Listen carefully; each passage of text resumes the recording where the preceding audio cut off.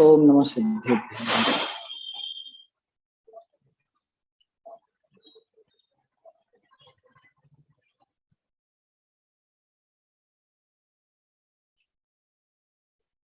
श्री जिन शासन गुरु नमो नाना विधि सुखकार आत्महित उपदेश करें मंगलाचार करें मंगलाचार। आत्मानुशासन ग्रंथराज पर अपनी चर्चा चल रही है और बहुत सुंदर बात थी। कल 235 नंबर छंद अपन ने देखा। इसमें आचार्य देव ने स्पष्ट बताया कि इस पूरे विश्व में कुछ भी भोग्य और अभोग्य तो है ही नहीं। माने इसको दो तरह से देखने की तो आवश्यकता ही नहीं है कि ये भोग्य है अभोग्य है। ऐसा कोई दुर्भाव इस पूरे विश्व में नहीं है, जगत की संपूर्ण वस्तुओं में नहीं। फिर भी अगर भोग्य और अभोग्य की तरह से देखते ही हो और अगर मोक्ष के इच्छुक हो तो इसको निवृत्ति की मुख्यता करके अभोग्य ही समझना और इस सारी जगत का त्याग करना, उस निवृत्ति का अभ्यास रखना। ये बात आई थी ना कि तू उसको तजने का ही अभ्यास कर, अभोग्य समझ के उसको छोड़ने का ही अभ्यास कर। जाते हैं तो मुक्त होए जिससे तू मुक्त हो सके, क्योंकि मुक्ति का और कोई उपाय है नहीं। ये इस जगत को भोग्य मानता रहेगा, माने खुद को उसका कर्ता भोक्ता मानता रहेगा तो संसार में भटकता ही रहेगा। अब अगर मुक्ति चाहता है, मोक्ष चाहता है तो निश्चित रूप से इसको अभोग्य मान करके और इसको जल्द से जल्द छोड़ दे। इसके बिना ये काम होने वाला नहीं। ऐसा 235 नंबर का छंद अपन ने कल देखा था। अब आगे 236 नंबर का छंद अपने को देखा। आगे कहे हैं कि निवृत्ति का अभ्यास को लग करना। को लग मतलब कब तक, क्या निवृत्ति का अभ्यास कब तक करना है अपने को। साहब आपने कहा निवृत्ति का अभ्यास करो, ठीक है हम करेंगे, लेकिन कब तक करें, कब तक? कोई टाइम लिमिट तो होगा कि करते ही रहेंगे अनंत काल। तो वो यहाँ पे 236 नंबर छंद में लिखा, निवृत्तिम भावयेद्यावन् निवृत्त्यं तदभावत न वृत्तेर्न निवृत्तिश्च तदेव पदमव्ययम्। निवृत्तिं भावयेद्यावन् निवृत्त्यं तदभावत न वृत्तेर्न निवृत्तिश्च तदेव पदमव्ययम्।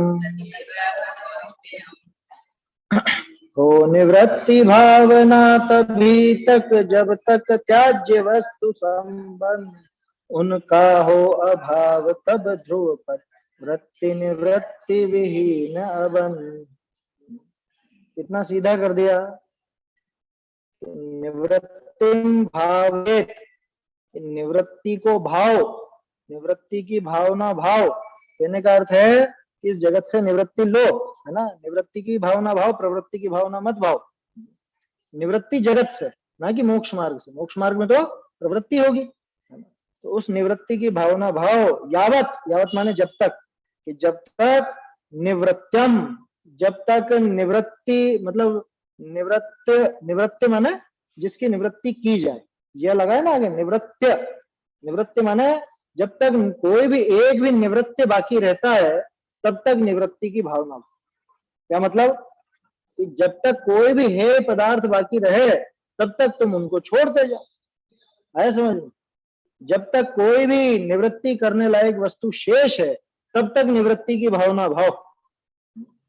तद अभावता, और उसके अभाव से क्या होगा, न वृत्ति है न निवृत्ति च, और फिर कोई वृत्ति भी नहीं रहेगी कोई निवृत्ति भी नहीं रहेगी। क्यों नहीं रहेगी? कि अब कुछ बचा ही नहीं ना। जब ऐसी दशा प्राप्त हो जाएगी तदेव पदम अव्ययम, वो ही अव्यय पद है, वो ही मोक्ष का पद है। अर्थ समझ में आया? निवृत्ति की भावना कब तक भाना, कि जब तक निवृत्ति करने लायक वस्तुएं तुम्हारे संयोग में है तब तक निवृत्ति की भावना भाना। और जब उन सारी वस्तुओं का अभाव हो जाएगा, जब कुछ भी नहीं बचेगा, जब निवृत्ति करने लायक कोई वस्तु शेष नहीं रहेगी, तब फिर न तो प्रवृत्ति न निवृत्ति, कुछ भी नहीं बचेगा, फिर ये भाव ही खड़ा नहीं हो। और वही एक अव्यय पद है। अव्यय माने जिसका व्यय नहीं हो, जिसका नाश नहीं हो, ऐसे उस अव्यय पद को तब तू प्राप्त कर ले। कौन सी वस्तुओं के बारे में कह रहे हैं? कौन सी वस्तु के बारे में कह रहे हैं? कब तक छोड़ते जाएं साहब परिग्रह, कि जब तक आखिरी परिग्रह बाकी नहीं रह जाए तब तक। कितना मात्र गया निवृत्ति का? अरे जब तक एक भी कर्म बाकी रह जाए, मतलब एक भी कर्म बाकी रहे, तब तक निवृत्ति की भावना भाते। जब तक एक जरा सा राग मात्र भी रहे, सूक्ष्म लोभ भी रहे, तब तक निवृत्ति की भावना भाते रहे, है ना। बाहर से देखो तो एक भी नौकर्म बाकी रहे, तब तक निवृत्ति की भावना भाते रहे। और जब सारे ही द्रव्य कर्म, भाव कर्म, नौकर्म ये नाश को प्राप्त हो जाएंगे, समाप्त हो जाएंगे, तब न प्रवृत्ति की बात रहेगी न निवृत्ति। क्योंकि अब किसकी निवृत्ति करें? छोड़ने लायक सब छोड़ तो दिया, अब सिद्ध भगवान निवृत्ति करेंगे किसी की? कोई निवृत्ति होगी अब उनके जीवन में? जीवन है क्या उनका? जीवन है ना, अनंत अनंत जीवन है। अब तो साधी अनंत जीवन प्राप्त हो गया ना, रहिए अनंत अनंत काल यथा तथा शिव परे। तो जो मोक्ष को प्राप्त हो चुके हैं, जो मोक्ष में जा चुके हैं, क्या अब उनको किसी वस्तु की निवृत्ति की आवश्यकता है? कि सारे ही निवृत्तियों को, निवृत्ति माने जिसकी निवृत्ति की जाए, उन सब निवृत्तियों को उन्होंने निवृत्त कर दिया है, नाश कर दिया है, छोड़ दिया है, उसको अभोग्य समझ करके। तो अब बोलो अब किसकी निवृत्ति? अब कोई निवृत्ति नहीं, वो ही अव्यय पद है। तो ये ज्ञान भावना, ये निवृत्ति की भावना तब तक बना जब तक एक भी वस्तु, एक भी चीज, एक भी कर्म, एक भी ये भाव कर्म ये शेष रहे, तब तक निवृत्ति की भावना बना। निवृत्ति की भावना बना मतलब पाठ कर लेना निवृत्ति का, कुछ ऐसा है जैसे वो प्रतिक्रमण का पाठ कर लेते हैं, प्रत्याख्यान का पाठ कर लेते हैं, वैसा। भावना, भावना का क्या मतलब होता है? भावना शब्द कैसे बना? भू धातु से बना ना। भू धातु किसके अर्थ में होती? होने के अर्थ में। तो भावना मतलब उस रूप होना है, समझ में? भवनम भावना ऐसा कहा जाता है, उस रूप होना उसको बोलते हैं भावना। समझ में ही बात? उस रूप हो जाना उसको भावना कहा जाता है। तो निवृत्ति की भावना, भावना माने उस रूप हो जाना। समझ में आ रही है बात? तो निवृत्ति की भावना कब भाना है, मतलब कब तक निवृत्ति करते जाना है जीवन में? कि जब तक निवृत्ति करने लायक कुछ शेष ना हो। जब अंतिम वस्तु भी निवृत्त हो जाए, सबसे निवृत्त हो जाए हर तरह से। जैसे ये 5वें गुण स्थान में 11 प्रतिमाएं होती है ना, उसमें धीरे धीरे धीरे धीरे वो घर परिवार से निवृत्ति बढ़ती जाती। वो भी एक प्रकार है, वो प्रारंभिक भूमिका में वो सब चीजें होती हैं।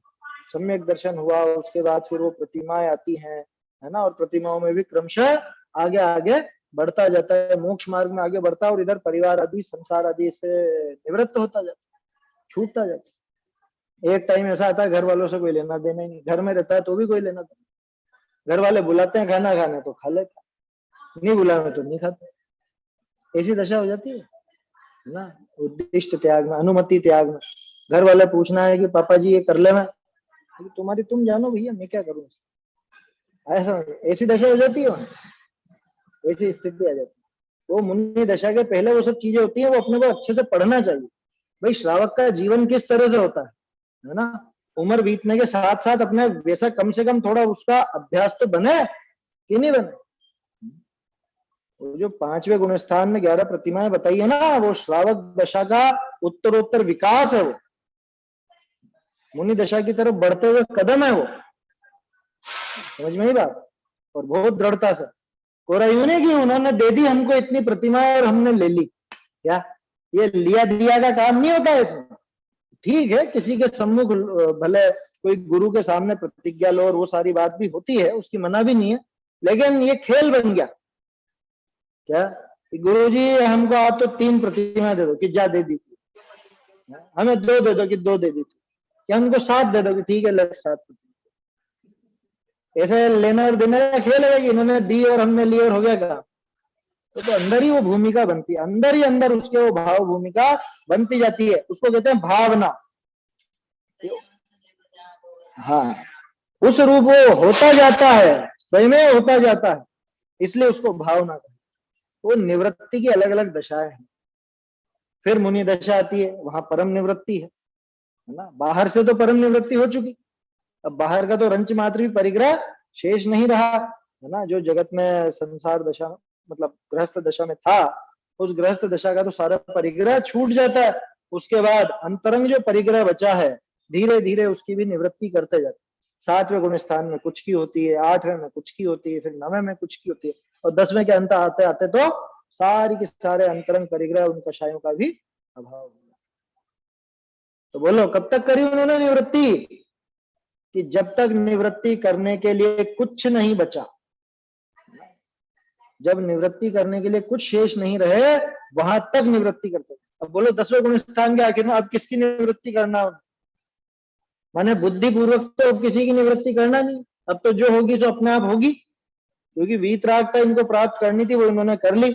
अब उसके बाद वो ज्ञानावरणी आदि उन सबका नाश होकर के केवल ज्ञान प्रकट होगा, अनंत सुख प्रकट होगा, और धीरे धीरे फिर अघातिया का भी नाश होके सिद्ध दशा प्राप्त हो जाए, वो परम निवृत्ति हो जाएगी। समझ में आ रही है बात? ऐसा तो निवृत्तिम भाव ये द्यावन निवृत्तम तद अभाव, कि जब तक कोई निवृत्ति बाकी है तब तक निवृत्ति की भावना भाव या, और उसका अभाव होने पर न वृत्ति न निवृत्ति च तदेव पदम अव्यय, फिर कोई निवृत्ति या प्रवृत्ति कुछ बाकी रहती नहीं है, वही अव्यय। ये गजब की बात है। वर्तमान जो अभी युग चल रहा है, इसमें निवृत्त होकर बैठना नहीं चाहता, निवृत्त होकर बैठना नहीं चाहता, अभ्यास भी नहीं करना चाहता। अभी किसी से कहो कि 5-10 मिनट तो बैठो, शांति से बैठो, शांति से, कुछ मत करो। 5 मिनट बैठना भारी हो जाता है इसको। 5 मिनट टीवी देखते हैं ना लोग, तो बीच में एडवर्टाइजमेंट आते हैं 2-5 मिनट के, उसमें ही तो 50 चैनल बदल लेगा, चैन नहीं पड़ती उसको। 5 मिनट भी निवृत्त नहीं रह सकता है, इसको कुछ ना कुछ उचक मतलब लगी ही रहती है अंदर उचक चक। कुछ भी करना है, कुछ ना कुछ तो, कुछ ना कुछ तो। 5 मिनट भी फालतू के निकले, दूसरा चैनल लगाओ, इसको कुछ नहीं आ रहा, और बदलो और बदलो और बदलो और बदलो और बदलो। मान लो लाइटें चली जाए, या लाइटें तो अब पुराना जमाना की बात है, वो तो अब तो इन्वर्टर है सबके घरों में, लाइटें जाने की तो अब क्या बात करनी। ये मोबाइल कंपनियों के टावर कुछ गड़बड़ हो जाए और नेट नहीं चले, फिर कैसी आकुलता होगी। हाँ, वो तो एक झटके में होता है। हाँ हाँ। तो वो तो होता है, करोड़ों लोग इस्तेमाल करते हैं ना, क्योंकि एक जने से भी 100 का हो तो फिर अरब रुपए पहुंच गया, वो एक ही बात। सोचो, थोड़ा भी अगर मान लो नेट बंदी हुई थी ना अभी थोड़े दिन पहले, परीक्षा थी जो रविवार को, पिछले रविवार को, है लोगों का दिन बड़ी मुश्किल से कटा। क्या करें क्या करें क्या करें, दिन भर कुछ काम ही नहीं, क्या करें, शरीर से आत्मा निकल गई। हाँ, मोबाइलों की धड़कन निकल गई, श्वास निकल गई जैसे मोबाइलों से। हाँ हाँ हाँ, मोबाइल से श्वास निकल गई, जैसे शरीर से आत्मा निकल गया हो ना, ऐसे उनकी आत्मा निकल गई, ऐसी दुर्दशा हो जाती है। तो ये क्यों कह रहे हैं अपन ये बात, कि भाई इसको बिल्कुल निवृत्ति सुहाती नहीं, गजब की बात। 5 मिनट शांति से बैठ करके विचार नहीं कर सकता, तत्व विचार नहीं कर सकता। काम करते करते तो कहां से करेगा, जब चुपचाप बैठ करके नहीं कर सकता तो दूसरे काम में लग करके तो कैसे करेगा बताओ। अब ये सब सुविधाएं अपने को मिल गई है ना, ये इंटरनेट वगैरह, ये मोबाइल वगैरह, और इसके माध्यम से अपन धर्म लाभ भी ले लेते हैं थोड़ा बहुत है, लेकिन इसका भी अतिरेक उसको भी चैन नहीं देना चाहता। मेरे घर में तो 1 मिनट भी बंद नहीं होना चाहिए, क्या खाना बनाओ कि खाना खाओ कि दुकान धंधे पर बैठो कि मोबाइल में प्रवचन तो चलते रहना चाहिए। अरे तो शांति से बैठकर विचार तो कर, 5-10 मिनट निवृत्त होकर के। निवृत्त होकर के। तो कौन सा ग्रंथ है उसमें, शायद सम्यक ज्ञान दीपिका है या भूल गया मैं, लेकिन उसमें उन्होंने लिखा क्या, जीवन ऐसा जीना कि जिसमें आराम से, मतलब समय मिले, समय थोड़ा तत्व चिंतन के लिए, थोड़ा विचार के लिए समय मिले, भोजन भोजन करके भी जल्दी निवृत्त हो जाना है, कि शाम को घूम भी सको, इतना तक लिखा है क्या, कि शाम को थोड़ा सा टहल सको। क्यों लिखा टहलने का, कि टहलेगा, थोड़ा बहुत घूमेगा, विचार भी चलेंगे, इसके अकेले में विचार चला लो। लेकिन हम निवृत्त नहीं होना चाहते, बिल्कुल निवृत्ति की बात नहीं आती दिमाग। 5 मिनट का भी समय मिले तो देखेंगे कि क्या आया क्या आया क्या आया मोबाइल पर, क्या आया। बहुत खतरनाक काम हो गया है। सोचो कैसे निवृत्ति लेगा है जीव, कैसे निवृत्ति लेगा। यहाँ आचार्य देव कह रहे हैं कि तब तक निवृत्ति की भावना भा जब तक एक भी निवृत्ति शेष नहीं रहता। ये कैसे निवृत्ति ले, इसको प्रवृत्ति में आनंद सूझता है। जहां नहीं होनी चाहिए वहां भी प्रवृत्ति करता, जबरदस्त प्रवृत्ति करता। अभी जैसे मान लो ये बारिश का मौसम है, या अभी ये चौमासे में विशेष जीव अभी बहुत ज्यादा पैदा होते हैं ना, ये अभी जो मौसम चल रहा है, आसोज का महीना, आश्विन के महीने में बहुत जीवों की उत्पत्ति होती है, बहुत ज्यादा, आया समझ में, बहुत ज्यादा पैदा होते हैं। और उसके बावजूद सबसे ज्यादा हलचल इन्हीं दिनों में दिखती है कि 10 लक्षण हो गया, चलो यात्रा पे चलो, वहां चलो वहां चलो। बाबूजी उस जमाने में भी मना करते थे, सन 89 के प्रवचन है उनके, शिखर जी के, शिखर जी में बैठ के उन्होंने कहा है कि बारिश वारिश में आने का नहीं है, बिल्कुल नहीं। वो शिविर बारिश में नहीं था, वो तो अलग समय था, लेकिन लोगों को उसी टाइम सूझता, उसी टाइम सूझता। और यात्राओं पर जाते हैं और वहां पे रात में भी हम तो भक्ति करते हुए जा रहे हैं, कि तुम्हारी गाड़ी के नीचे तो जाने कितने मेंढक सांप और सब चीजें क्या क्या कुचलते जा रहे हैं, बिल्कुल विचार नहीं होता। ये 4 महीने ये शिक्षा के हैं कि निवृत्ति मय जीवन जियो इन 4 महीने, इधर उधर की भाग दौड़ से बच करके, इधर उधर के कूद फांद से बच करके थोड़ा सा निवृत्त होकर के रहो। क्या व्यापार धंधे को भी थोड़ा सा, है ना, एक ठीक है, पूरी तरह नहीं छूटता है तो एक लिमिट में करें, आया समझ में, थोड़ा लिमिट तो होना ही चाहिए। 10 लक्षण वगैरह सब अपने को शिक्षा देने आते हैं, निवृत्ति की शिक्षा देने।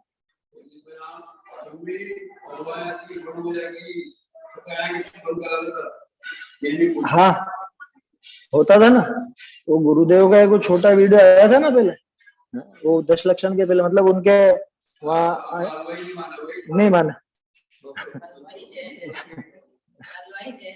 वो नहीं मानते। पहले तो इस तरह की दुकानें बंद करवा दी जाती थी। वो उसका आता है घाणी का, घाणी में जो वो तेल निकालता था, घांची है ना, घांची तेल निकालता था घाणी में, उसको जाकर के पहले वहां के सेठ, गुरुदेव सुनाते हैं वहां का किस्सा, उसमें श्वेतांबर लोग थे, तो उनके जो पर्यूषण होते हैं अपने 10 लक्षण के पहले आते हैं, तो पर्यूषण के पहले जाकर के उसको रुपए पैसे और कुछ दे देते थे क्या, तो वो समझ जाता कि भाई 8 दिन अपने को व्यापार बंद है, सब तरह का व्यापार बंद है। खैर ये तो पर्व के दिनों की बात है, अपन तो कह रहे हैं कि भाई कैसे भी करके तो निवृत्ति तो ले, थोड़े समय के लिए निवृत्ति तो ले। निवृत्ति नहीं लेता, बिल्कुल भी नहीं करते ना, नहीं करते हैं बंद। 10 दिन में उनको बंद कर देना तो आकुलता हो जाएगी, अरे क्या करेंगे क्या करें क्या करें। रुचि नहीं ना, धर्म से रुचि हो, अपने खुद से रुचि हो, अपने विचार करने की हो। हाँ हाँ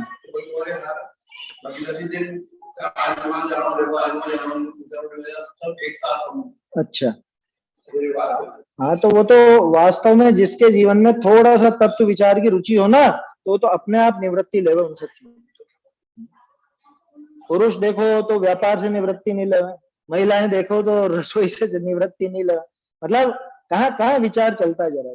यहाँ आचार्य देव कह रहे हैं कि जब तक तेरे जीवन में कोई निवृत्ति शेष है तब तक तू निवृत्ति लेता जा, इस निवृत्ति का अभ्यास करता जा। पिछले छंद में निवृत्ति का अभ्यास की बात आई थी, है? अगर तू मोक्षार्थी है, वास्तव में तू मोक्ष चाहता है, तो निवृत्ति ले, निवृत्ति का अभ्यास। और जब ये सारी चीजों का अभाव हो जाएगा, फिर तो न निवृत्ति रहेगी न प्रवृत्ति रहेगी, वो तेरा अव्यय पद तुझे प्राप्त होगा। देखो अर्थ देखो भैया। हाँ भैया, उसे धार्मिक क्रिया करते करते भी मतलब धर्म की प्रवृत्ति से भी निवृत्ति में कैसे जाए आदमी? अक्सर लोग आजकल धर्म की प्रवृत्ति करते तो नजर आते हैं, पर निवृत्ति में तो बहुत कमी दिखते हैं लोग। किसी को ज्ञान तत्व चिंतन ऐसा करते तो नजर नहीं आए।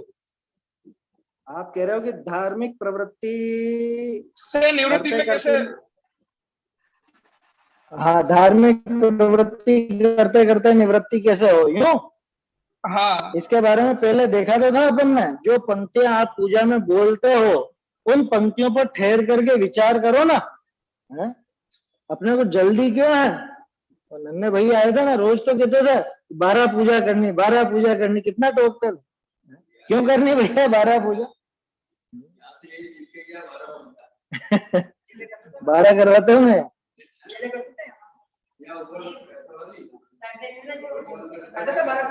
हाँ हाँ, समझ गया तो मैं, वो इसीलिए तो कहता हूँ।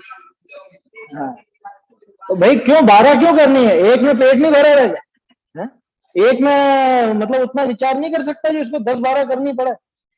वो तो रिकॉर्ड बनाना है कुल मिला के, ये भी करनी, ये भी करनी, ये भी करनी, ये भी करनी, हमने इतनी पूजाएं कर। तो जो आप कह रहे हो कि धार्मिक क्रिया में प्रवृत्ति में निवृत्ति कैसे हो, तो वास्तव में उनकी तो प्रवृत्ति इस रूप होती है कि वो निवृत्ति की जनक होती है। अब ये तो हमारी गड़बड़ है कि हम उस प्रवृत्ति में तो लगे रहते हैं, उससे निवृत्ति नहीं हो पाती। बाबूजी वगैरह ने तो जो पूजाएं लिखी उसमें पूरा का पूरा माल भर दे तब तो विचार करने लायक। अब ये तो हमारी गलती कि हम पूरा पढ़ते जाते हैं और बस द्रव्य इधर उधर चढ़ाते जाते, एक पंक्ति पे भी रुक करके विचार नहीं करते। विचार करो तो एक एक लाइन है, दो दो लाइन में एक एक घंटा निकल जाएगा। समझ में आई बात? तो प्रवृत्ति, उस धार्मिक प्रवृत्ति में भी निवृत्ति छुपी हुई है। ये हमारी गड़बड़ है कि हम वो नहीं निकाल पाते। हमारे जितने भी धार्मिक कार्य हैं वो कोई बाहरी क्रियाओं के लिए नहीं है, वो सब भावों के परिवर्तन के लिए है ना, वो भाव रूप निवृत्ति के लिए ही है, वास्तव में निवृत्ति के लिए। जैसे उपवास का अपन ने उदाहरण देखा था, उपवास काहे के लिए था? कि जो समय बचेगा भोजन आदि से, जो मुझे समय मिलेगा, विरक्ति होगी, तो मैं उतना समय और अपने अध्ययन मनन और ध्यान में लगाऊंगा। अब ये तो खुद की गलती है कि बस भूखा रह लिया और उधर ध्यान तो किया नहीं कुछ भी, है ना, आत्मचिंतन किया नहीं, तत्व विचार कुछ किया नहीं। जितने भी हमारे बाहरी क्रियाएं हैं, धार्मिक बाहरी क्रियाएं, वो सब निवृत्ति की तरफ ही ले जाने वाली, चाहे वो यात्रा हो, चाहे वो दान हो, चाहे पूजन हो, भक्ति हो, स्वाध्याय हो, ये सारी की सारी अपने को उस तत्व चिंतन रूप निवृत्ति की तरफ लेके जाना। अब ये हमारी जिम्मेदारी है कि हम उसका सही सही उपयोग करें। पहले कई बार अपन ने बात की ना, शुभोपयोग का सदुपयोग। तो शुभोपयोग का सदुपयोग ये करे तब तो काम बनेगा, नहीं करे तो जीवन जैसा चलता जा रहा है वैसा चलता जा रहा है, उसमें क्या, रोज के रोज वही काम होता रहेगा, जिंदगी भर होता रहेगा। वही सुबह से मंदिर जाना, पूजन इत्यादि, स्वाध्याय वगैरह, भक्ति, शाम को फिर प्रतिक्रमण वगैरह और स्वाध्याय वगैरह, फिर सो जाओ, छुट्टी, ये कहीं काम होता रहेगा। देखो अर्थ पढ़ता हूं। जो लग तजवे योग्य मन वचन काय आदि का संबंध न छूटे तो लगी निवृत्ति ही का अभ्यास करना। कि जब तक त्यागने योग्य मन वचन काय आदि का संबंध न छूटे। कौन है त्यागने योग्य? ये मन वचन काय का जो संबंध है ये त्यागने योग्य। जगत में आज तक इन मन वचन काय की वजह से ही मैं दुखी होता रहा हूं, है ना, और जब तक इनका संबंध न छूटे तब तक निवृत्ति का अभ्यास रखना। और जब पर वस्तु का अभाव हो ही गया तब न प्रवृत्ति और न निवृत्ति, केवल शुद्ध स्वरूप ही। जब सारी वस्तुएं छूट जाए, वो बाहरी परिग्रह भी छूट जाए, अंतरंग परिग्रह भी छूट जाए, तब फिर न तो प्रवृत्ति है और न निवृत्ति है, केवल शुद्ध स्वरूप ही है। फिर केवल शुद्ध स्वरूप बचेगा। मुनिराज करते हैं ना, मुनिराज आत्मा में लीन हो गया, अब बोलो क्या प्रवृत्ति और क्या निवृत्ति? कि अब न प्रवृत्ति चल रही है, अब न निवृत्ति चल रही, केवल शुद्ध स्वरूप ही। जो पर पदार्थनित सर्वथा रहित होना सो ही अविनाशी पद है। पर पदार्थों से सर्वथा, सर्वथा शब्द पहले भी देखा था अपन। सर्वथा रहित होने का क्या मतलब? कि किसी अपेक्षा से कुछ भी बाकी नहीं रहा, सब चीजें छूट गई। द्रव्य कर्म हो कि भाव कर्म हो कि नो कर्म हो, ये सब समाप्त हो। अब कुछ ऐसा नहीं रहा कि जिसका नाश करना बाकी हो, जिसका अभाव करना बाकी हो। ऐसा सर्वथा रहित होना सो ही अविनाशी पद है, उसको ही अविनाशी मोक्ष पद कहते हैं। ठीक है, भावार्थ देखो। जो लग या जीव के रागादिक परभावनी की प्रवृत्ति है, परभाव समझ में आता है ना? परभाव क्यों कहा इनको रागादि को? आत्मा के नहीं है क्या ये? स्व और पर तो समझते हो ना अपन, है? किसके हैं ये इस लकड़ी के हुए कि आत्मा के हुए? राग द्वेष किसके हुए? किसी के नहीं हुए? अरे भाई किसके हुए, इसमें क्यों उलझ रहा? सीधा सीधा बता। राग द्वेष कहाँ हुए? इस लकड़ी में हुए कि आत्मा में हुए? आत्मा में हुए। तो स्व हुए कि पर हुए? क्यों पर? क्यों? जब आत्मा में हुए तो पर कैसे? सोचो सोचो। शाबाश, स्वभाव नहीं है और पर के निमित्त से हुआ है ना? अरे यहाँ फोड़ा हुआ, क्या हाथ में फोड़ा हुआ, तो फोड़ा शरीर का अंग है? शरीर का अंग हुआ कहां पे है? हुआ शरीर में है, लेकिन शरीर का अंग है क्या? शरीर का अंग नहीं है, वो विकार है। वो बाहरी कोई ऐसी गंदगी का कुछ संयोग हुआ जिसकी वजह से वो फोड़े फुंसी जो भी है वो हो गए, लेकिन वो शरीर के अंग नहीं। वो शरीर में है लेकिन फिर भी औपाधिक भाव, हाँ औपाधिक भाव, औपाधिक भाव है ना? कर्मोदय के निमित्त से होता है अथवा परद्रव्य का भी निमित्त कहलाता है, तो इसलिए इनको औपाधिक भाव, औदयिक भाव, पर भाव कहा जाता है। अब समझ में आया पर भाव क्यों कहा? क्योंकि ये बिना पर के निमित्त के नहीं होते, ये नियम है। ये जब भी विकार होगा परद्रव्य का निमित्त होगा ही होगा। कभी भी जीव को अपने आप से विकार नहीं होता है, समझ में? अपने आप से अगर विकार होने लग जाए तो क्या दिक्कत है? सोचो। नहीं, अपने आप होने लग जाए, किसी के प्रति अपने आप स्वयं होने लग जाए तो क्या समस्या? सिद्धों को भी हो जाएगा फिर।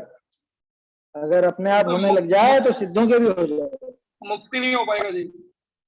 हाँ, जीव मुक्त भी नहीं हो पाएगा। अपने आप ही होने लग गया तो अब कब मुक्त होगा? और जो मुक्त हो चुके उनके भी हो जाएगा कभी भी अपने आप होने लग।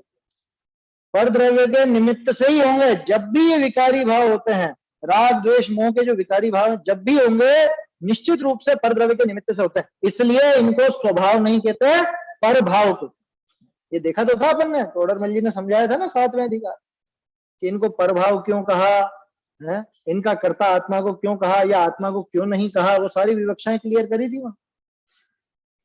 जो लग या जीव के रागाधिक पर भावनी की प्रवृत्ति है तो लग या को निवृत्ति ही का अभ्यास करना, कि जब तक इसके रागाधिक पर भावों की प्रवृत्ति है तब तक इसको निवृत्ति का ही अभ्यास करना चाहिए। माने राग द्वेष जब तक नष्ट न हो जाए, जब तक इसके राग द्वेष मोह पड़े हुए हैं तब तक इसको निवृत्ति का अभ्यास करना चाहिए। तो उससे क्या होगा कि निवृत्ति के अभ्यास से राग द्वेष का अभाव करने में इसको मदद मिलेगी। निवृत्ति का अभ्यास रखेगा तो राग द्वेष मोह आदि को समाप्त करने में इसको सहायता होगी। और जब एक पर वस्तु के संबंधते रहित होए मुक्त भया तब प्रवृत्ति और निवृत्ति दोनों ही ते प्रयोजन नहीं, कि जब ये परद्रव्य के संबंध से रहित हो गया, पर वस्तुओं के संबंध से रहित होकर मुक्त हो गया, तब प्रवृत्ति और निवृत्ति दोनों ही प्रकार का काम नहीं बचा। किसमें प्रवृत्ति करते हैं सिद्ध भगवान और किसमें निवृत्ति करते हैं? बाह्य द्रव्य की अपेक्षा बात कर रहे हैं। वैसे तो आप जवाब दे सकते हो कि स्वयं में तो करते हैं ना प्रवृत्ति, तो वो बात नहीं चल रही है। तो प्रवृत्ति किसको कहा था? कल बात करी थी ना अपन ने, संसार के विषय भोगों में उनमें लीनता होना, उनमें आसक्ति होना, उनमें रागादि भाव होना, उसका नाम प्रवृत्ति था। पिछले छंद में आया था ना, विषय कषायनी की प्रवृत्ति सो प्रवृत्ति कही, ऐसा था। विषय कषायों की प्रवृत्ति, उसको प्रवृत्ति कहा। क्या कह रहे हैं? जब ये पर वस्तु के संबंधते रहित होए मुक्त भया तब प्रवृत्ति और निवृत्ति दोनों ही ते प्रयोजन नहीं। अब न प्रवृत्ति से प्रयोजन रहा, अब न निवृत्ति से प्रयोजन। जैसे रोग है तो लग औषधि का सेवन करना कर्तव्य, कितना सुंदर उदाहरण। कब तक लेगा दवाई? जब तक रोग है तब तक लेना है।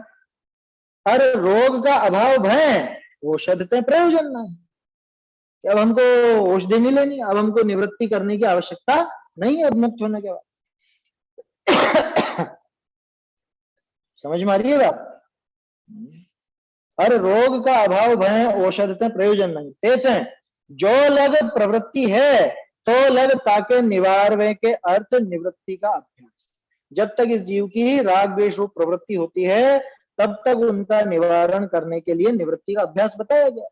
अब जब कोई वस्तु बची नहीं जिसमें ये प्रवृत्ति करे और प्रवृत्ति का भाव भी नहीं बचा तो अब निवृत्ति का अभ्यास करने की कोई आवश्यकता नहीं है। समझ में? जो लग प्रवृत्ति है तो लग ताके निवारवे के अर्थ निवृत्ति का अभ्यास है। और प्रवृत्ति का सर्वथा अभाव है निवृत्ति होते किछु प्रयोजन ना है। जब प्रवृत्ति का पूरी तरह अभाव हो गया तो फिर निवृत्ति से भी कोई प्रयोजन नहीं, क्योंकि निवृत्ति तो दवाई थी ना। ये विषय कषायों में लगता था वो बीमारी थी इसकी, और उस बीमारी से बचने के लिए निवृत्ति का अभ्यास बताया था। अब वो बीमारी नहीं रही तो अब दवाई क्यों लेंगे, दवाई के लिए लेंगे? ऐसा सरल है छंद, है ना। चलो आगे बढ़ते हैं। आगे कहे हैं कि प्रवृत्ति का स्वरूप कहा, निवृत्ति का स्वरूप कहा, और इनका मूल कारण कहा। माने निवृत्ति किसको कहना, प्रवृत्ति किसको कहना, और इनका कारण क्या है। दो छंद से देख रहे हैं, प्रवृत्ति निवृत्ति प्रवृत्ति निवृत्ति। चक्कर क्या है क्या चीज, क्या परिभाषा प्रवृत्ति की और क्या परिभाषा निवृत्ति की, ये दोनों यहाँ पर बता रहे देखो। और इनका मूल कारण क्या है वो भी दिखा रहे। राग द्वेषो प्रवृत्ति स्यात् निवृत्तिस्तन्निषेधनम् तो च बाह्यार्थ संबद्धो तस्मात्तांश्च परित्यजेत्। राग द्वेषो प्रवृत्ति स्यात् निवृत्तिस्तन्निषेधनम् तो च बाह्यार्थ संबद्धो तस्मात्तांश्च परित्यजेत्। राग द्वेष ही है प्रवृत्ति अरु है निवृत्ति ही उनका त्याग। इनका है संबंध बाह्य द्रव्यों से इन्हें करो परित्याग। क्या कहा, राग द्वेषो प्रवृत्ति स्यात्। राग और द्वेष, अब राग द्वेष में सब चीज शामिल है ना, सारे विकारी भाव आ गए। राग द्वेष तो एक छोटा सा नाम है, पूरी 25 की 25 कषाय उसमें गर्भित हो जाए। राग द्वेषो प्रवृत्ति स्यात्, राग और द्वेष ये तो है प्रवृत्ति, सीधी सी परिभाषा। जीव के जो राग द्वेष मोह के परिणाम है वो तो है प्रवृत्ति। निवृत्ति तन निषेधनम, पर निवृत्ति तत् निषेधनम, उनका जो निषेध है माने राग द्वेष की प्रवृत्ति का अभाव, उसका नाम निवृत्ति। कितनी सीधी परिभाषा। किसको कहा प्रवृत्ति, राग और द्वेष की वृत्ति को प्रवृत्ति कहा और राग द्वेष आदि के निषेध को निवृत्ति कहा। ऐसा इस प्रकरण में है ना, यहाँ पे ऐसा अर्थ लेना, हर जगह ऐसा एक जैसा अर्थ नहीं लगे, क्योंकि कहीं पे मोक्ष मार्ग में प्रवृत्ति करो ऐसी बात आएगी तो वहां राग द्वेष वाला अर्थ मत लगाना कि मोक्ष मार्ग में राग द्वेष करो, ऐसा अर्थ नहीं लेना। वहां प्रवृत्ति का अर्थ प्रवर्तन से लेना। अभी यहाँ पे क्या बात है कि यहाँ प्रवृत्ति माने राग द्वेष और निवृत्ति माने राग द्वेष का निषेध, और राग द्वेष माने सारी कषाएं, और सारी कषायों में मिथ्यात्व तो शामिल है ही, है ना। बिना मिथ्यात्व गए तो कषायों का भी नाश नहीं होता। तो राग द्वेषो प्रवृत्ति से और तन निषेधनम निवृत्ति, ऐसा। अब क्या करें, इनकी निवृत्ति के लिए क्या करें, कैसे छूटेंगे। तो च बाह्यार्थ संबद्धो, तो च वे दोनों तो बाह्य अर्थ संबद्धो, बाह्य पदार्थों से संबद्ध हैं। कौन दोनों, कि वो जो राग और द्वेष है वो राग द्वेष बाह्य पदार्थ से संबद्ध हैं, दोनों के दोनों। अभी देखा था ना अपन ने, परभाव पर पदार्थ से संबंधित है। अगर पर पदार्थ ना हो तो ये राग द्वेष होंगे ही नहीं, तो फिर पर पदार्थ कराता है राग द्वेष, क्योंकि आप तो कह रहे हो पर पदार्थ नहीं हो तो राग द्वेष नहीं होंगे। पर पदार्थ राग द्वेष नहीं कराते, लेकिन जब भी इस जीव के राग द्वेष होते हैं तब पर पदार्थ होते ही। समझ में आ रही है बात। बोलो, मलेरिया किससे होता है? मच्छर से होता है। तो मच्छर तो सबके लिए है ना, सबको क्यों नहीं हुआ। कि जब मेरी कमजोरी से मुझे मलेरिया हुआ उस समय बाहर में मच्छर भी रहे। ये परिस्थिति थी। उपादान का भी ज्ञान करना और निमित्त का भी ज्ञान। समझ में ही बात। कमजोरी तो खुद की है ना। अरे अभी ये जो कोरोना वायरस फैला था इतना, वायरस तो पूरे शहरों में ही था ना, लेकिन बहुत से लोग तो बहुत गंभीर बीमार हो गए और बहुत से लोगों को तो छूके ही निकल गया, कुछ भी नहीं हुआ। वो इन्फेक्टेड है लेकिन कोई असर ही नहीं दिख रहा। वो पहली लहर जब आई थी पिछले साल, उस साल अपने यहाँ पे कितने केस आए थे, इतने सारे। उनसे पूछा कि क्या हुआ, कुछ हुआ था क्या आपको? कि कुछ भी नहीं, नहीं खांसी जुकाम कुछ तो, कि कुछ भी नहीं, नॉर्मल और पॉजिटिव पॉजिटिव पॉजिटिव है। बोलो। और बहुत से मर गए उसमें। तो बोलो कोरोना ने मारा है। इम्यूनिटी जिसकी कमजोर होगी, रोग तो उसको लगे, लेकिन जब भी रोग लगेगा बाहर में ये भी रहेगा ही रहेगा। अर्थ समझ में आ गया? तो बोलो उसकी वजह से हुआ वो काम कि नहीं, उसने तो नहीं किया कुछ भी, लेकिन जब भी ऐसी दशा होती है तो बाहर में इस तरह की परिस्थितियां बनती है। इतना मात्र निमित्त का ज्ञान करा। राग द्वेष कोई पुद्गल करा देता हो इस जीव को, ऐसा नहीं। राग द्वेष करता है, ये खुद की कमजोरी है। खुद की कमजोरी से वो राग द्वेष आदि विकारी भाव हुए हैं। खुद की कमजोरी से राग द्वेष मोह ये जीव करता है, लेकिन जब भी करेगा तो बाहर में कोई पदार्थ मौजूद होंगे, इसीलिए उनको परभाव कहा गया। पिछले छंद में परभाव शब्द का अर्थ देखा था ना अपन ने, यही बात। परभाव क्यों कहा? हुए तो अपने में है, स्वभाव कहो ना कि नहीं, हुए अपने में है, अपनी कमजोरी से है, लेकिन जब भी होते हैं बाहर में कुछ ना कुछ ऐसा परद्रव्य होता ही होता है, इसलिए उनको परभाव कहा जाता है, स्वभाव नहीं कहा जाता। लेकिन परभाव कहने का अर्थ ऐसा मत समझ लेना कि परद्रव्य ने आकर के इनको कर दिया।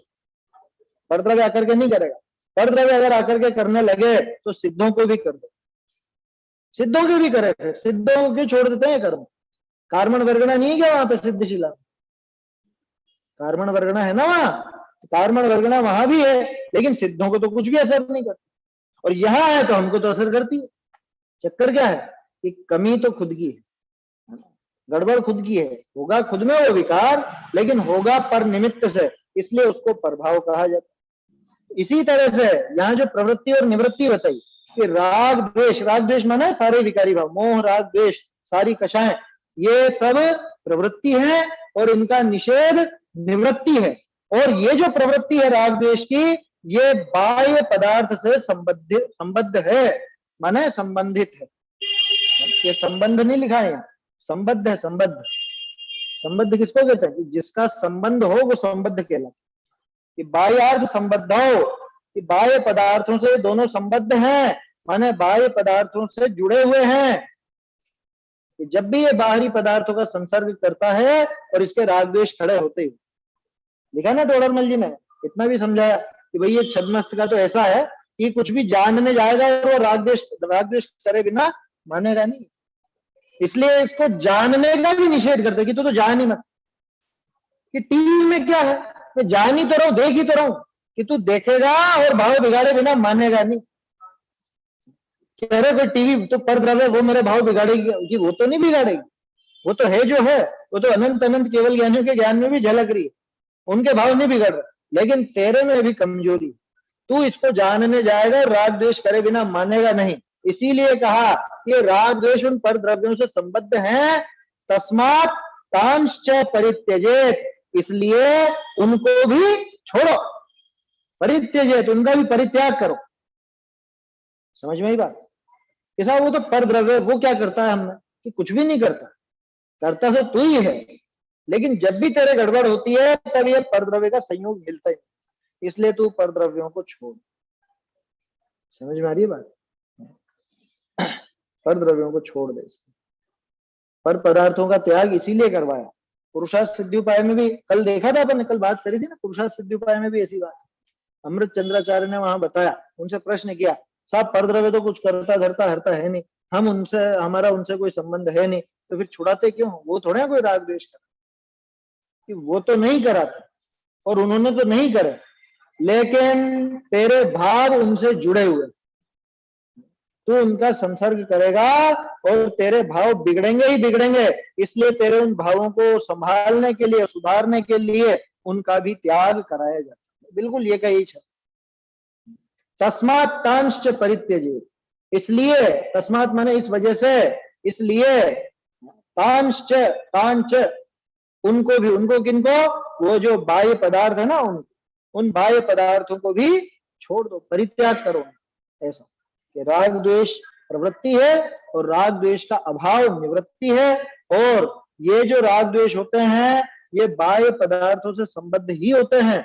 कभी भी ऐसा नहीं होगा कि किसी भी अन्य पदार्थ के प्रति कोई संबंध नहीं हो और राग द्वेष पैदा हो जाए, कभी नहीं होगा।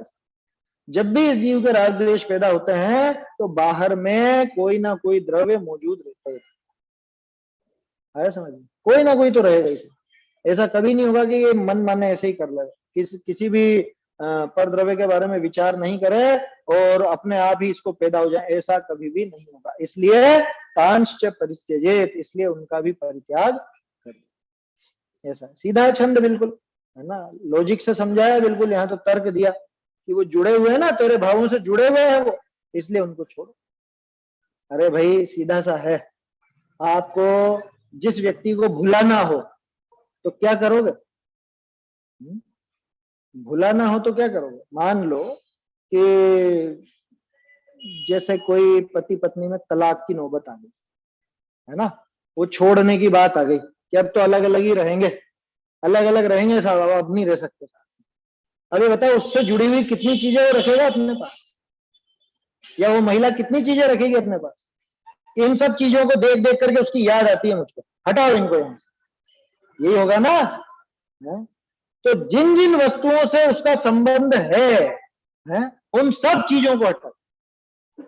ऐसे ही जिन जिन वस्तुओं से, और जिन क्या है तो सारी बाह्य पदार्थ सारे ऐसा है, बाह्य पदार्थ कोई भी हो उनसे इस जीव का राग द्वेष का संबंध होता ही, मतलब जीव के राग द्वेष का संबंध निश्चित रूप से अन्य पदार्थों से है। तो इसलिए उन सभी पदार्थों का संबंध भी छोड़ने की बात की जाती है, निवृत्ति की प्रेरणा इसीलिए दी जाती है।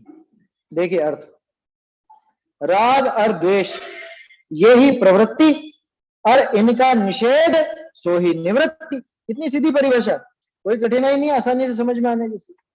और ये दो बाह्य पदार्थ के संबंधित है, ये दोनों के दोनों बाहरी पदार्थों से संबंधित हैं, बिना बाहरी पदार्थों के कभी पैदा नहीं होते। कहते हैं धन धान्य आदि बाह्य पदार्थ का त्याग है ना, सामान्य उपदेश है तो, बाकी तो और गहरा जाना है। जितने भी ये बाह्य पदार्थ हैं, धन धान्य आदि सभी, चाहे सचेतन हो चाहे अचेतन हो, उन सबका त्याग कर। भावार्थ, राग आदि की प्रवृत्ति का मूल कारण पर वस्तु का संबंध। ये पैराग्राफ बहुत बढ़िया है। राग आदि की प्रवृत्ति का मूल कारण कौन? पर द्रव्यों का संबंध है ना, पर वस्तु का संबंध। इसीलिए जब सिद्ध होते हैं तो किसी भी तरह की पर वस्तु नहीं बचती, न शरीर बचता है, न कर्म बचते हैं, कुछ भी नहीं बचता। द्रव्य कर्म नो कर्म सबका अभाव हो जाता है, फलस्वरूप भाव कर्म का अभाव हो जाता है।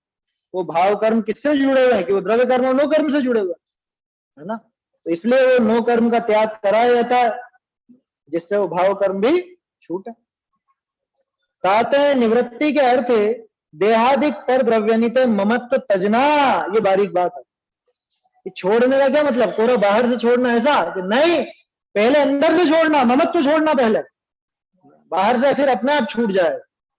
क्योंकि इस जीव ने वास्तव में कहीं पर कुछ ग्रहण किया है तो वो ममत्व ही किया है, बाकी तो ग्रहण त्याग होता ही नहीं। त्यागोपादान शून्य तो शक्ति सहित है ना प्रत्येक जीव है, पर का क्या ग्रहण करे तो क्या छोड़े। जब परद्रव्य का हमने ग्रहण ही नहीं किया तो छोड़े कहां से, कि ग्रहण सिर्फ मान्यता में किया था, वो ममत्व परिणाम किया था और छोड़ना भी वही है। उस ममत्व का त्याग ही वास्तव में त्याग।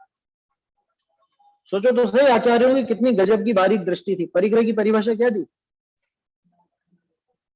सत्वार सूत्र में दी ना परिग्रह की परिभाषा, मूर्छा परिग्रह।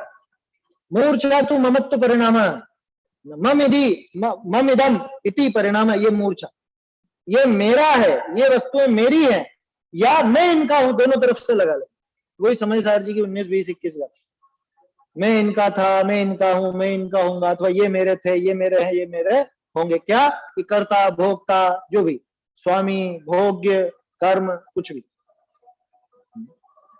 तो ममत्व परिणाम का नाम परिग्रह। तो मूर्छा को परिग्रह कहा और परिग्रह छोड़ने की बात कर रहे हैं, तो क्या छूटेगा? बाहरी वस्तुएं की ममत्व परिणाम, पहले पहल ममत्व परिणाम, फल स्वरूप बाहरी वस्तुएं भी छूट जाएंगी। पहले वो निष्परिग्रहता अंदर में आती है, उसके बाद बाहर में आती। आया समझ में? और होता है उल्टा बहुत सी जगह, अधिकांश तो लोग उल्टा करते हैं, बाहर से सब छोड़ देते हैं, अंदर से ममत्व परिणाम छूटा नहीं, तो बाद में जो चीजें मिली बाद में, बाद के जीवन में, उनसे ममत्व करने लगे। आया था ना एक छंद, अपने संयम के साधनों में मोह मत बढ़ा तू। वहां घर गृहस्थी का मोह छोड़ करके आया, और अब यहाँ पे मोह मत बढ़ा, चेला चेली में, पुस्तकों में, संयम के साधनों में है। इसमें ये शब्द मेरे नहीं, आप चेला चेली सुन करके सोच रहे हो कि ऐसे कैसे बोल रहे, ये योग सार में, परमात्मा प्रकाश में, उनमें है ये। आए समझ? उपदेश सिद्धांत रत्नमाला में उनमें है ये चीजें। चिल्ला चिल्ली पुत्थियां ही मूढ़ एवं निबंतु। क्या कह रहे हैं? याते पर वस्तु ताते निवृत्ति के अर्थ, निवृत्ति के लिए देहादिक पर द्रव्यनित ममत्व तजना। ठीक है, चलो देहादिक को तो नहीं छोड़ना पड़ेगा ना, ये देह तो यूं ही छूटी छुटाई है, और तू चाह करके छोड़ नहीं सकता, इसलिए उससे ममत्व छोड़ने की बात कर। शरीर छोड़ सकते हो? शरीर छोड़ना है हमारे हाथ में? शरीर कैसे छोड़ो बताओ? आत्मघात कर लो तो फिर नया मिल जाएगा, ऐसे नहीं छूटता शरीर। इस शरीर का ममत्व छूटता है तब जाके फलस्वरूप अपने आप वो शरीर भी धीरे धीरे धीरे धीरे एक समय आता है जब छूट जाता है, हमेशा हमेशा के लिए, एक भोग के लिए नहीं, हमेशा के। ताते निवृत्ति के अर्थ देहादिक पर द्रव्यनित ममत्व तजना। याते पर वस्तु को अनादिते अपनी मानी, परंतु पर वस्तु या की भई नाही। लो गजब की बात, मैं तो अनादिकाल से इन समस्त वस्तुओं को, जगत की सारी वस्तुओं को मेरा मेरा मेरा मेरा कहता है, लेकिन ये कब तक मेरी हुई बताओ? कब हुई मेरी? बिल्कुल भी मेरी नहीं। ताते इनको अपनी जान वृथा ही खेद खिन्न होए है। अभी मैं पूरे शहर में घूम जाऊं, ये मकान मेरा, ये मकान मेरा, ये मकान मेरा, लाइन से सब मकानों को मेरा कहता रहूं, क्या होगा? दुखी होंगे ना। अरे ये क्यों तोड़ रहे हो, अरे ये क्यों ऐसा बना रहे हो, ये ऐसा रंग क्यों कर दिया, अरे तुमसे क्या लेना, अरे मेरे हैं मेरे हैं मेरे हैं। बस ऐसी की ऐसी दशा है। तोडरमल जी ने उदाहरण दिया ना पागल का, क्या वो पागल ठहरा हुआ था। पहले के जमाने में बावड़ियां होती थी ना, या बड़े बड़े पेड़ों के चबूतरे होते थे, बहुत बड़े बड़े, वहीं पे कमरे बने होते थे, अपने इधर है ना तालाब की तरफ। तो वो वहां पे वो रहता था, और वहीं पे कोई बारात आकर के उतरी माने वहां पर आकर के रुक के थोड़ी बहुत विश्राम करने के लिए लोग बाग रुक गए। पहले के जमाने में ऐसे ही होता था, वहां रुक गया। अब ये क्या सोचने लगा, ये सब मेरे हैं, ये सब मेरे क्या। अब वो जब जाने लगे उनके काम से, तब क्या कहता हूँ, अरे कहाँ जाते हो, रुको यहीं पे रुको तुम मेरा होता हुआ मेरी बात नहीं मान रहे हो, मैं तुम्हारा स्वामी हूं। क्या होगा उसका? वो सुनेंगे उसकी? है? वो तो जाएंगे अपने अपने ठिकाने जाएंगे। बस वैसी की वैसी दशा हम सबकी, अनादिकाल से ये पूरे जगत की वस्तुओं को ये मेरे हैं मेरे हैं मेरे हैं, तो मेरे हिसाब से रहना चाहिए, मेरे अनुसार होना चाहिए। मेरे हिसाब से क्यों नहीं हो रहा है? मतलब इन्हीं विकल्पों में आकुल व्याकुल होता है। ताते इनको अपनी जानी वृथा ही खेद खिन्न होए, व्यर्थ में, व्यर्थ में। अरे भाई खेद खिन्न हो भी सही, लेकिन अगर उसका कुछ फल मिले तब तो खेद खिन्न होना ठीक कहलाएगा, लेकिन उसका कुछ फल ही नहीं मिल रहा ना। ये रोले रहे, पीट ले, कुछ भी कर ले, लेकिन इसकी होने वाली तो है नहीं, एक भी वस्तु इसकी होने वाली नहीं। सो निज स्वरूप को जानी परते प्रीति तजना योग्य है। अपने आत्म स्वरूप को जान करके पर द्रव्यों से प्रीति तजो, प्रीति तजो रे भाई, प्रीति तजो। ऐसा है, भजन है कोई सा, नेह तजो रे जिया, नेह तजो, है जगत का नेह तजो। उसमें वो सब माता पिता भाई बहन उन सबके आते हैं, उसमें लाइन आती है समझ। तो बहुत बढ़िया है प्रकरण, वास्तव में ये भावना प्रधान प्रकरण चल रहा है पूरा। पहले तो क्या कहा आचार्य देव ने कि निवृत्ति का अभ्यास करो। अब जब परेशान हो गए सोच सोच के क्या प्रवृत्ति और क्या निवृत्ति, तो सीधी परिभाषा बता कि प्रवृत्ति माने राग द्वेष, निवृत्ति माने राग द्वेष का अभाव। तो ठीक है साहब, कैसे करें अब इनकी निवृत्ति का अभ्यास? कह रहे ये परद्रव्य से संबंधित है, तू परद्रव्य का त्याग कर, धीरे धीरे छोड़ता जा, अपने आप उनके प्रति राग द्वेष भी छूटता जा। समझ में आ रही है बात?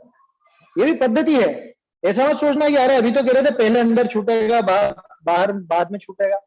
वो साथ ही होता है काम, लेकिन दोनों पद्धतियां चलती। कई बार पहले अंदर छूटता है तो बाहर में छूटती है वस्तुएं, और कई बार ऐसा भी होता है पहले बाहर छोड़ दो तो धीरे धीरे वो भाव छूट जाता है। जैसे आपने देखा होगा आपके जीवन में, जब स्कूल में पढ़ते होंगे, कॉलेज में पढ़ते होंगे, दोस्तों से कितना याराना था, कितनी जोरदार यारी रहती है, उनके बिना कोई दिन ही नहीं गुजरे।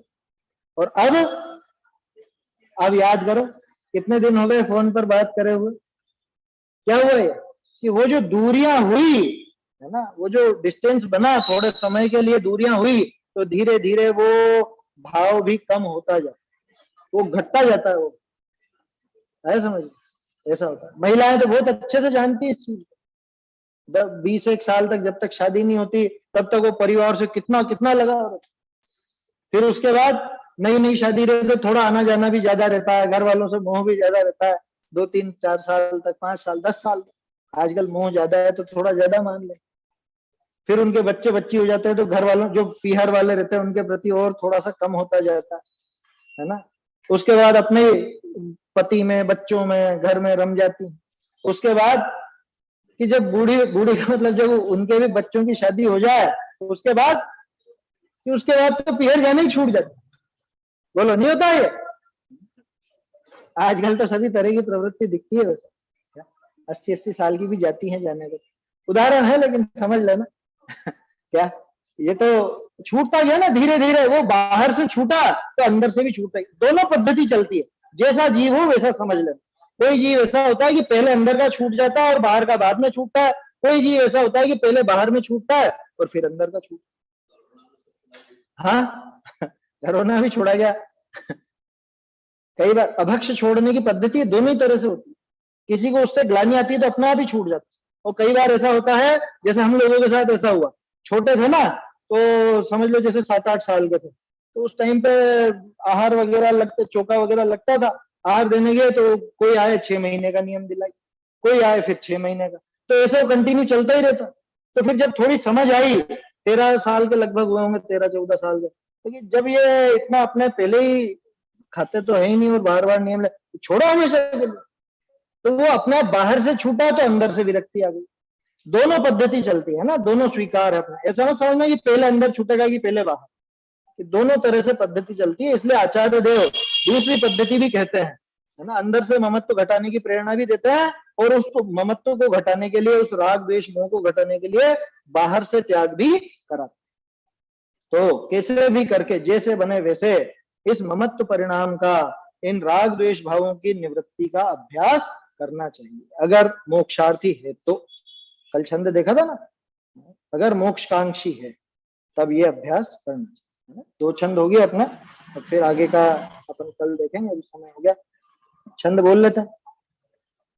हो निवृत्ति भावना तभी तक जब तक त्याज्य वस्तु संबंध, उनका हो अभाव तब ध्रुवपद प्रवृत्ति निवृत्ति विहीन अबंध। राग द्वेष ही है प्रवृत्ति अरु है निवृत्ति ही उनका त्याग, इनका है संबंध बाह्य द्रव्यों से इन्हें करो परित्याग। जैसे है ना, आप श्लोक पढ़ते हैं ना, आप हाँ। श्लोक पढ़ते हैं तो जैसे आपने बोला राग द्वेषौ प्रवृत्ति स्या, और हम लोग अगर पढ़ते हैं ना तो ये बोलते राग द्वेषौ प्रवृत्ति, तो मतलब कैसे आप है ना को सेट करना पड़ता है? कुछ कला है क्या ऐसा कुछ? नहीं, कला क्या है उसमें, वो तो छंद में देखो युति होती, युति माने कहाँ पे टूट रहा है। तो जो भी छंद है, प्रत्येक छंद में 4 पद होते हैं। अब वो छंद का अगर ज्ञान हो तो कहाँ पे तोड़ना है। ये जो भी स या र आता है ना, जिसको अपन छोड़ देते हैं कई बार पद बदलने के कारण, वो स विसर्ग के कारण। विसर्ग के बाद कोई शब्द ऐसा हो जैसे त हो या कुछ और हो तो वो स बन जाएगा, और विसर्ग के बाद कोई समझ लो कोई स्वर है या कोई ऐसा शब्द है तो वो र बन जाएगा। ऐसी पद्धति होती है।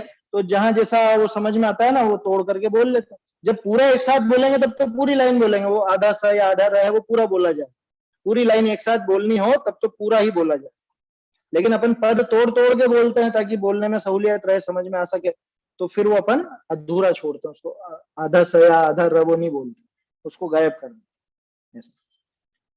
चैतन्य का स्मरण प्रतिक्षण ही करो रे, भव के अनंत दुख को क्षण में हरो रे, अक्षय अनंत निज सौख्य निधान पाओ, गाओ अरे इसी के गीत गाओ। जिनवाणी स्तुति। की तो वाणी में हो निज स्वपर प्रकाशक ज्ञान, की तो वाणी में हो निज स्वपर प्रकाशक ज्ञान, एक ही भाव भये जड़ चेतन तिन की करत पिछान, एक ही भाव भये जड़ चेतन तिन की करत पिछान, की तो वाणी में हो निज स्वपर प्रकाशक ज्ञान, सकल पदार्थ प्रकाशत जामे मुकुर तुल्य अमलान, सकल पदार्थ प्रकाशत जामे मुकुर तुल्य अमलान, की तो वाणी में हो निज स्वपर प्रकाशक ज्ञान, जग चूड़ामणि शिव भय ते ही जिनकी नो सरधान, जग चूड़ामणि शिव भय ते ही जिनकी नो सरधान, की तो वाणी में हो निज स्वपर प्रकाशक ज्ञान, बुध जनता ही को निश दिन करत बखान, भाग्य चंद बुध जनता ही को निश दिन करत बखान, की तो वाणी में हो निज स्वपर प्रकाशक ज्ञान, की तो वाणी में हो